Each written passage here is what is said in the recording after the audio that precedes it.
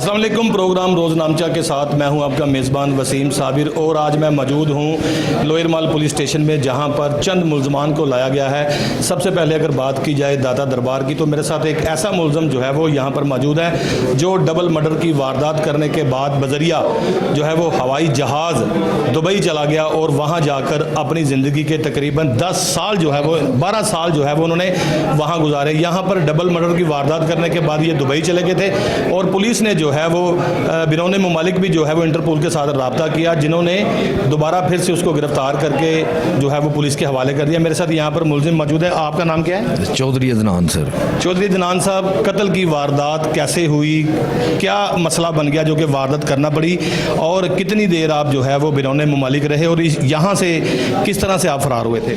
जी sir, ये 2010 का वक़ूआ है। ठीक है। इसमें जो मेरी मुद्दई है इस पर्चे के, ये ख़ुद भी पुलिस में जॉब करता है ये लड़का। अच्छा। सर अक्सर शराब पी के जो है ना ये इलाके में फायरिंग करता था और मैं नहीं, पूरा इलाका ही तंग था इससे, पुलिस एहलकार से। जी सर। आप ज़ाती तौर पे भी इलाका, उसका नाम क्या था? कामरान लियाकत सर। कहाँ तैनात था वो? सर ये अब मुझे तो नहीं पता कि कहाँ पे तैनात है। उस टाइम भी खैर मुझे इतना पता था कि CI में तैनात है, मगर ये नहीं पता था कि किस CI। मोहल्लेदार था? जी सर, एक ही गली में रहते हैं हम। एक ही गली में रहते थे। वो शराब पी के रोज़ाना आते जाते लोगों को तंग भी करता था, इसके अलावा शराब पी के हल्ला गुल्ला भी करता था। फिर आपने क्या कदम उठाया? सर मैंने कोई इंतहाई कदम नहीं उठाया। मैंने जिस दिन ये वकूआ हुआ है उस दिन भी सर इसी तरह हुआ है कि इसने घर के बाहर आके फायरिंग की है, मैंने बाहर आके से मना किया है। अगर मैं कोई इस तरह की कत्लो वगैरह चाहता तो मैं फिर उसी टाइम कुछ ना कुछ ऐसा होता, या इसे कुछ हो जाता या मुझे कुछ हो जाता। 12 साल पहले की बात कर रहे हैं? जी सर बिल्कुल। और सर मैंने इसे मना वगैरह करके, या जिस तरह कोई बड़ा छोटे को समझाता है, मैंने इसे समझा के भेज दिया। इसने अपने कान पे फ़ोन लगाया है और जिस ट्यून से ये अपने घर की तरफ गया, मैंने ऑब्जर्व कर लिया था कि ये कुछ ना ये चाह रहा है, शायद लोगों को बुला रहा है मुझे कत्ल करने के लिए, या ऐसे कोई। डेफिनेटली हुआ ऐसा सर। 15 से 20 मिनट के अंदर 7 मोटरसाइकिलें आई हैं गली के दूसरे मोड़ पे। अंधाधुंध शदीद फायरिंग इन लोगों ने की है, मगर मेरे ख्याल से उस टाइम जो मुझे लग रहा था कि कुछ फायरिंग हवाई हो रही थी, मेरी तरफ से भी फायरिंग हुई। सर जो बच्चे जो मर्डर हुए हैं ना, वो गली के सेंटर में खड़े थे, इसके घर के आगे, जिसकी बैक पे ये खड़ा था और फ्रंट पे मैं था। पोस्टमार्टम की रिपोर्ट आने के बाद ये बात बिल्कुल डिक्लेयर आप मुझे यहाँ बताएं, पोस्टमार्टम को छोड़ें, फिर उसके बाद जब मोटरसाइकिलों पे लोग आए, फायरिंग हुई, फिर आपने किस चीज़ का इस्तेमाल किया? कलाशनकोव थी, 9mm पिस्टल था, 30 बोर था? सर पिस्टल था 30 बोर। हाँ जी, मेरे पास 30 बोर का पिस्टल। आपने वहाँ पर हजूम में जब गोली चलाई तो राहगीर जो है वो मारे गए? नहीं सर, वो इन्हीं के बंदे थे जो इसके घर से मजीद वेपन्स लेकर निकले हैं। यानी कि आपका कहने का मकसद है कि जो लोग हमलावर मुझ पर होने आए थे, जब मैंने फायरिंग की तो 2 हमलावर जो है वो मारे गए? जी सर बिल्कुल। मगर सर सॉरी, मैं इसमें उनको फायर सर इनके लगे हैं, जो मुझे बाद में पता चला है कि क्रॉस फायरिंग में इसके बैक पे यानी यहाँ पे फायर लगा, मैं फ्रंट पे खड़ा हूँ, ये बैक पे है। जब इसने नशे में दूध सर ब्रस्ट मारा है ना, तो उसमें से दोनों को, बच्चों को, वो बड़े, मेरे तो बच्चा मेरे हाथों में सर, वो यानी बड़ा हुआ था जो मर्डर हुआ है बीच में, उनको सर पीछे बैक पे, एक को पीछे कमर पे फायर लगा है और एक को यहाँ पे कानपट्टी पे, और मैं सर उनके फ्रंट पे खड़ा हूँ। मैं दो तरफ से तो फायरिंग नहीं कर सकता। और फिर उस अगर आपके फायर, नाज़रीन अगर इनके फायर लगते तो शायद छाती पर लगते। इनका कहना है कि जो फायरिंग की गई है उनकी गर्दन पर फायर लगे हैं, क्योंकि मैं सामने था। अमूमन इस तरह से होता है कि जब इस तरह हजूम के अंदर जो फायरिंग की जाती है, फिर पता नहीं चलता फायर जो है वो किसको जाके कहाँ लग जाए, क्योंकि फायर का कोई माँ बाप, कोई नाम नहीं होता। जब वो बंदूक से निकलता है वो किसी का एड्रेस नहीं पूछता, ना वो देखता है कि वो अपना बंदा है या कोई देखता है बेगाना बंदा है। फिर उसके बाद आप कहते हैं कि फायर उसकी गर्दन पे लगे, फायर मेरे नहीं लगे। जी सर डेफिनेटली, इंशाल्लाह ये बात कोर्ट में प्रूफ हो जाएगी सर। उसके बाद फिर मैं, हालात कुछ ऐसे थे कि नुकसान एक तरफा हो चुका था। मैं सर 93 से दुबई में ऑलरेडी सेटल था। ये नहीं कि मैं इस केस के लिए मैं भागा। 2010 में जब मैं वापस दुबई फिर गया हूँ, बच्चे मेरे ऑलरेडी वहाँ पे पढ़ रहे। 93 में ऑलरेडी वहाँ पे थे, वापस कब आए? सर मैं आता जाता रहता, 2 साल के बाद, 1 साल के बाद, 3 साल के बाद, यानी मुख्तलिफ टाइमिंग पे। बच्चे वहाँ पे स्टडी कर रहे थे। जब मैं यहाँ से फिर गया हूँ इसी यानी पर्चे में, तो वहाँ पे चूँकि मेरे लिए दुबई नया शहर नहीं था, सेटलमेंट मेरी ऑलरेडी थी वहाँ पे। कारोबार कर रहे थे? जी सर, गाड़ियों का। सर मैंने मज़ीद कत्लो वगैरह से बेहतर यही समझा कि मैं अपनी बकिया लाइफ यहीं पे गुजारूँ। फिर आपने सोचा कि जो होना था यहाँ हो गया, उसको बाद में प्रूव किया जाएगा, जहाँ से मैं आया हूँ वहाँ मेरे तमाम लोग वाकफ़ भी हैं, कारोबार भी है। बेहतर यह है कि लाहौर में दर बदर इश्तिहार पुना काटने से, फैमिली पर रेड करवाने से बेहतर यही है कि यहाँ से कूच करके जो है वो बजरिया जहाज़ जो है वो दुबई चला जाऊँ। फिर क्या हुआ सर उसके बाद फिर लाइफ वहाँ पर गुजरती रही, यानी बिल्कुल, यानी कोई किसी तरह की कोई ऐसी हरकत कोई दोबारा हुई नहीं। 12 साल फिर मैं वहीं पे रहा हूँ। अब सर आपको पता होगा कि इंटरपोल में नाम होने की वजह से मेरा वीज़ा नहीं लग रहा था, वीज़ा अबू धाबी ने स्टॉप कर दिया। उसकी वजह से मैं अपने बच्चों का स्पॉन्सर था, बच्चों के वीज़े नहीं लग रहे थे। बच्चे आपके पाकिस्तान थे?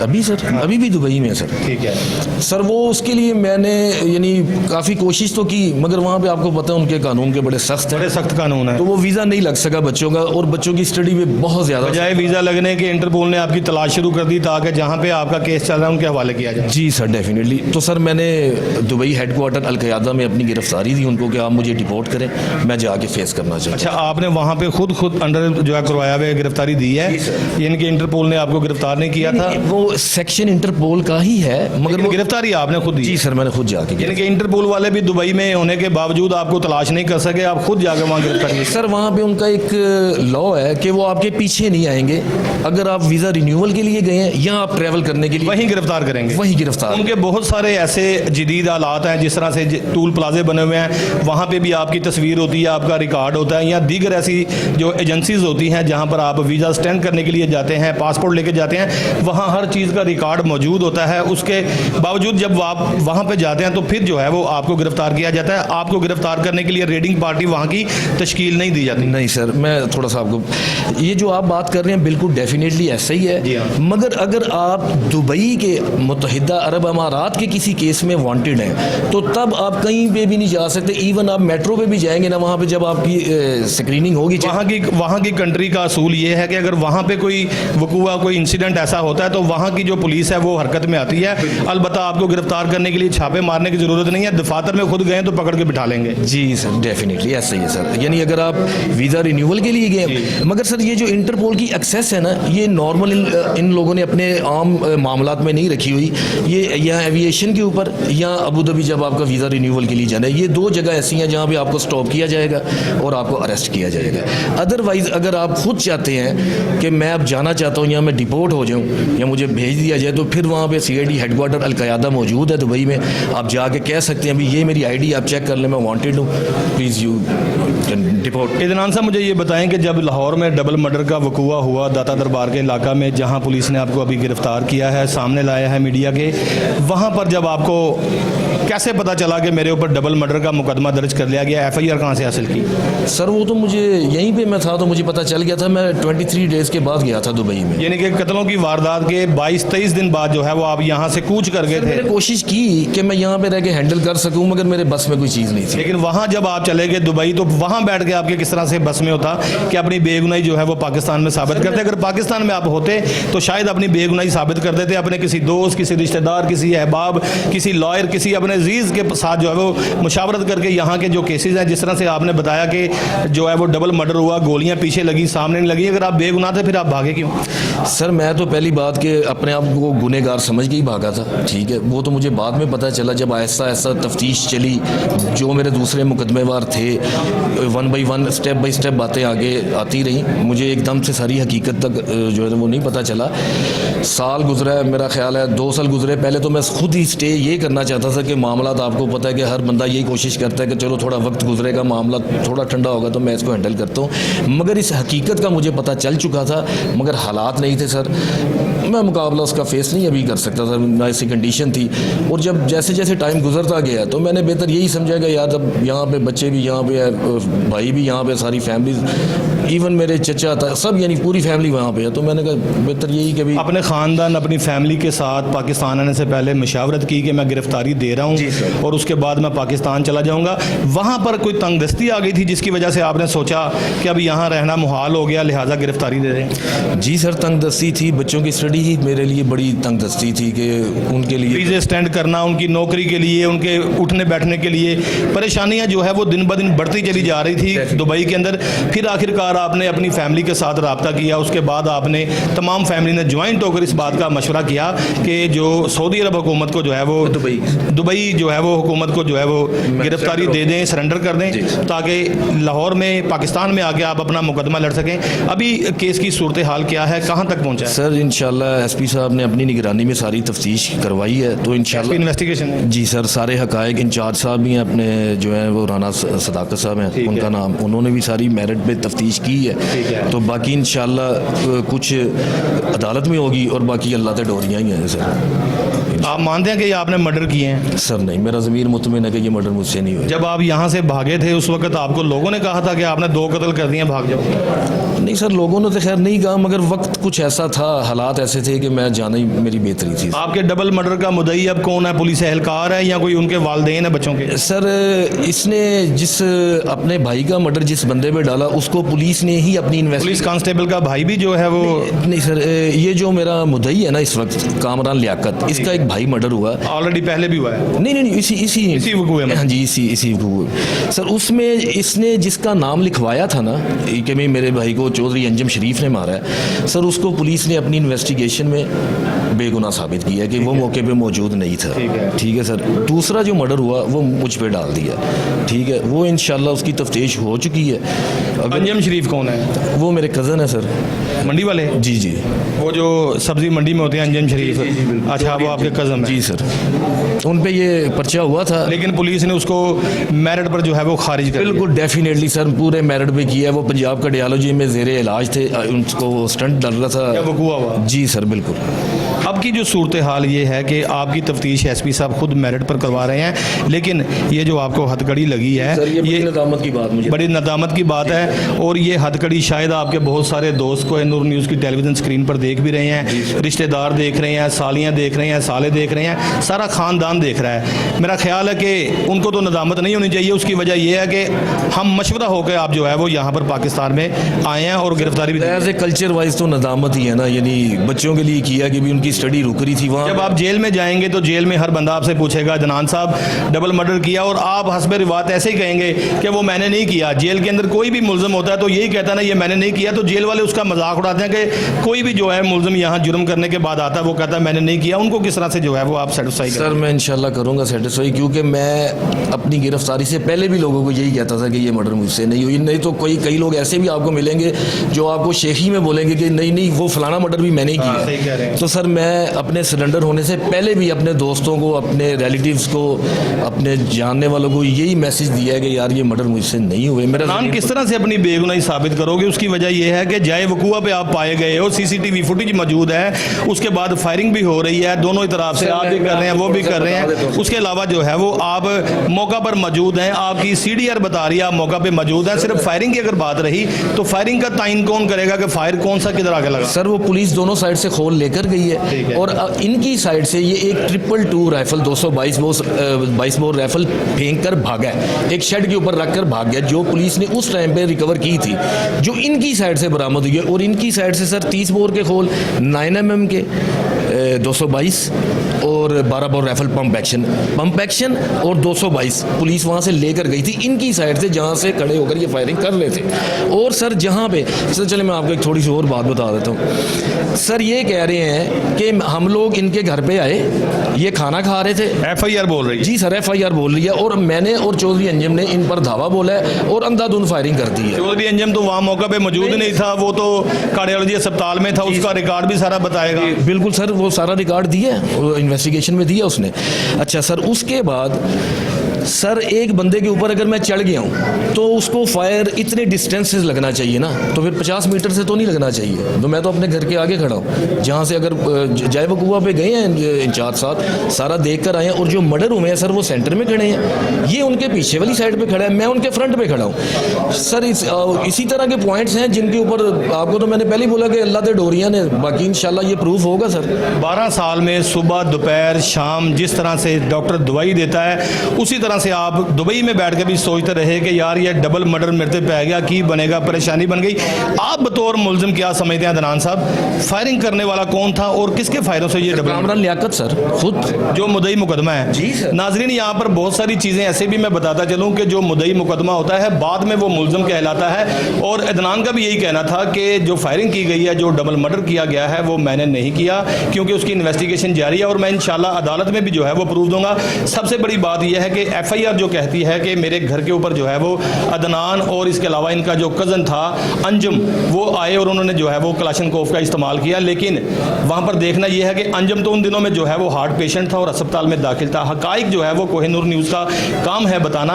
अगर अंजुम इनके घर के ऊपर कलाशनकोव का इस्तेमाल करने नहीं गया तो फिर ये वकूआ सरासर झूठा होगा, क्योंकि जो फायरिंग करने वाले थे वो पीछे थे और पार्टी दरमियान में थी। सामने जो है वो ये लोग खड़े थे, फायरिंग हो रही थी। अगर गर्दन के ऊपर फायर लगे हैं तो इसका मकसद यही है कि इनकी अपनी जो पार्टी थी उसकी गोलियों का निशाना ये बने हैं। लेकिन मुझे यहाँ पर बताएं कि उसके बाद फिर क्या हुआ?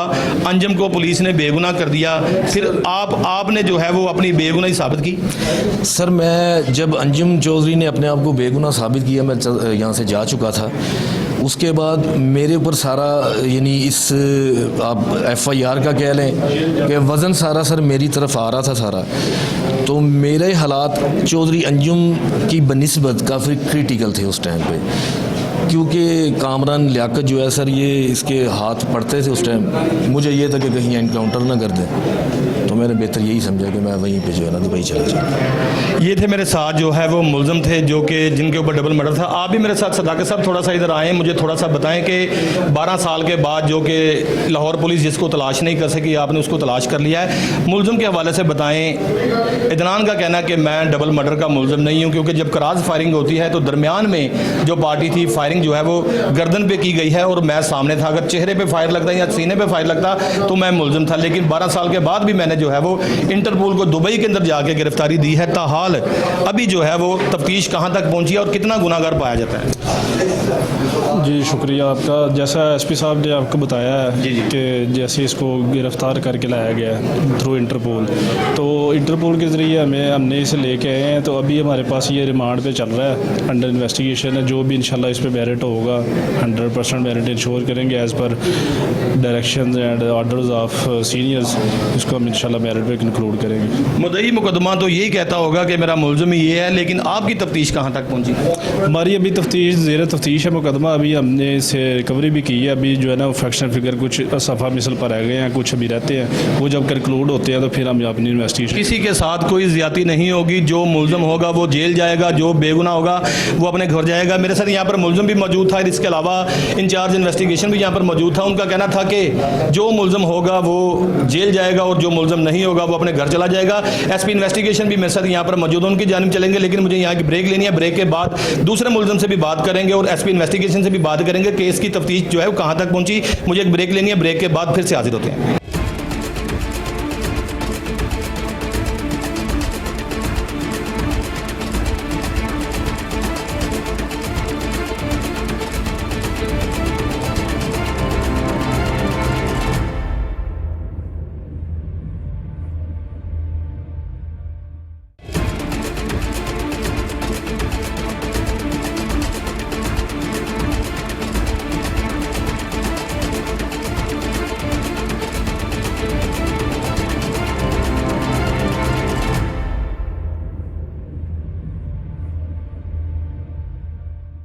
वेलकम बैक नाजरीन आफ्टर द ब्रेक के बाद मैं मौजूद हूँ SP सिटी सरफराज विरक के साथ, जो कि SP सिटी इन्वेस्टिगेशन तैनात है। मैं उनके दफ्तर में मौजूद हूँ, उनकी जानिब चलेंगे और मुलजमान की गिरफ्तारी के हवाले से बात करेंगे।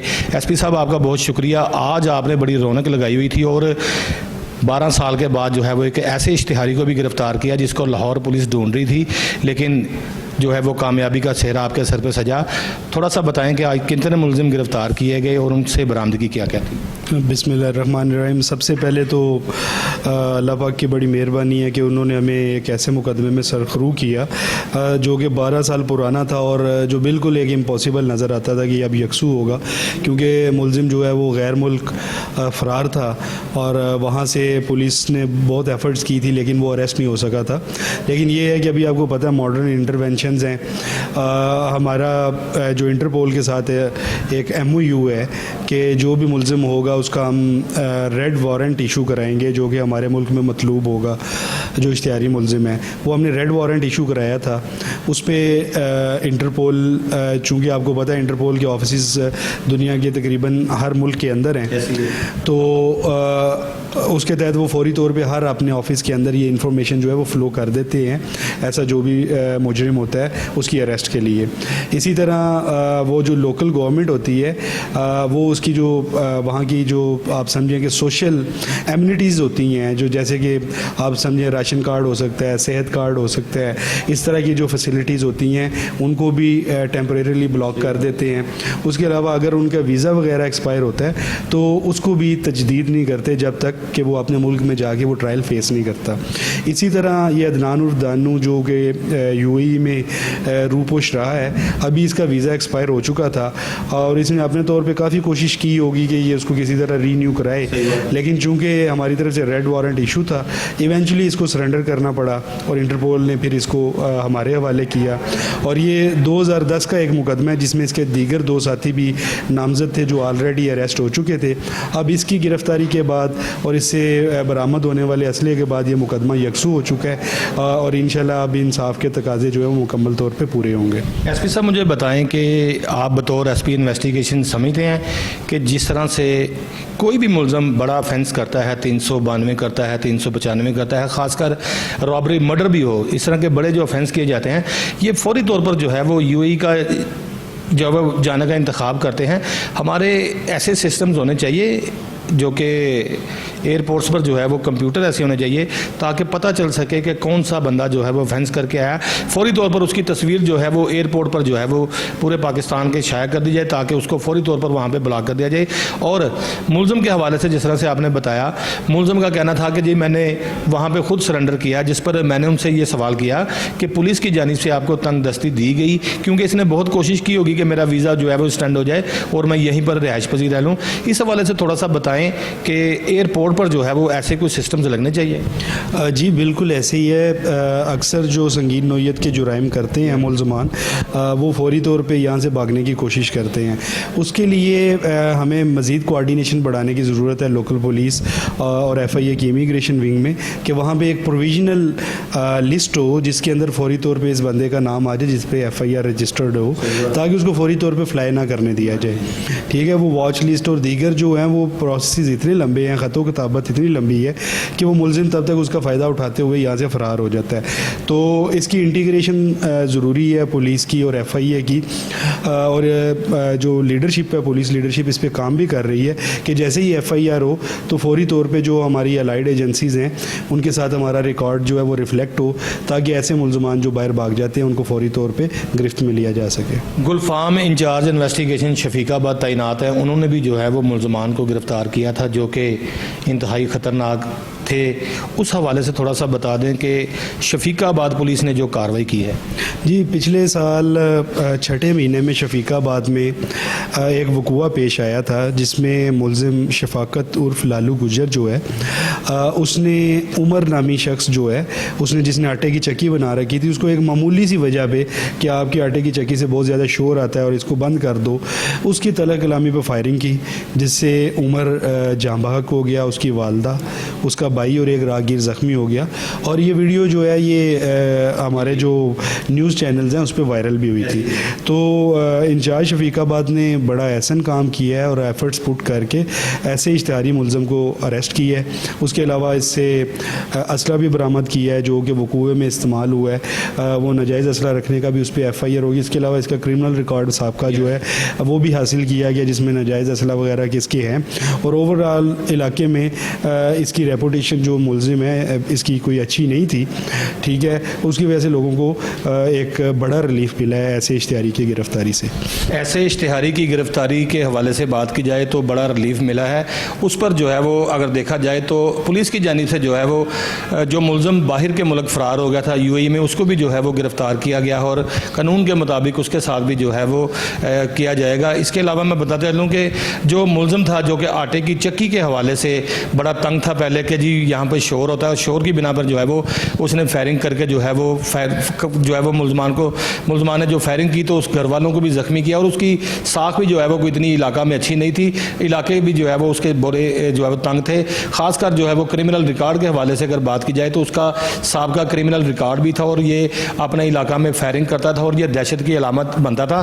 ताहाल जो है वो शफीकाबाद पुलिस ने जो है वो SP इन्वेस्टिगेशन सरफराज विरक के हुक्म पर उसको गिरफ्तार करके जो है वो जेल भिजवा दिया है। आइंदा प्रोग्राम रोज़नामचा के लिए अपने मेज़बान वसीम साबिर को इजाज़त दीजिए।